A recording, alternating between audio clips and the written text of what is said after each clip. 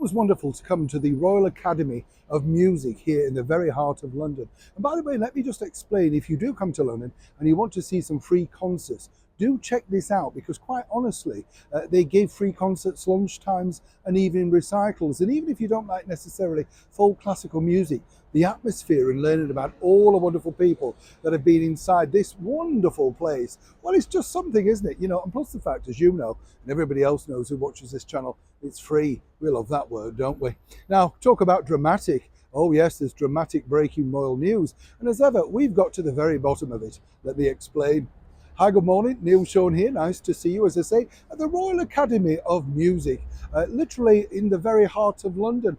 Rather chilly day today, but of course it's very chilly, as one can imagine, for the expectation of this alleged tell-all book. And as we told you recently, what's interesting about this particular book and the periodicals that are pushing it forward are simply none other than the fact that the publisher are linked, of course, to one of the biggest selling tabloids over here in the United Kingdom. That is, of course, The Sun, News UK. They also have a channel, Talk TV. So when they're pushing ahead with these dramatic stories, you've got to understand what they have involved in this. They've paid a substantial amount of money for this said tell-all book that can't be proved either way.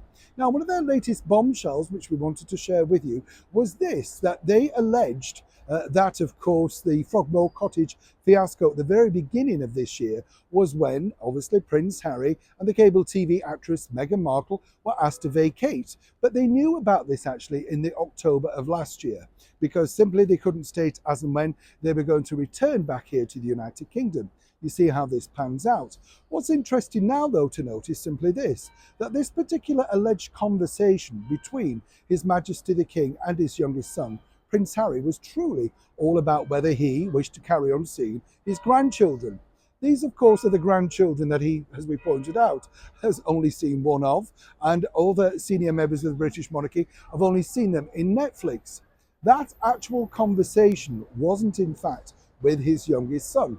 And as ever, we have to say, allegedly, that particular conversation was sent back via a messenger via Meghan Markle. Apparently, it was her who was absolutely furious as to why they were being evicted, removed, asked to leave from Frogmore Cottage. Now, given the fact that she claimed she felt a prisoner and she couldn't really get out there and was trapped in, and she was everywhere and nowhere, remember all of that from Oprah Winfrey? Well, once again, this particular author seems to have got his wires crossed, and more importantly, trying to paint certain individuals as baddies. His Majesty the King clearly never responded, as we told you at the time, to those particular messages. He had no desire at that point to even connect with, of course, Meghan for obvious reasons. What were they? She simply couldn't be trusted.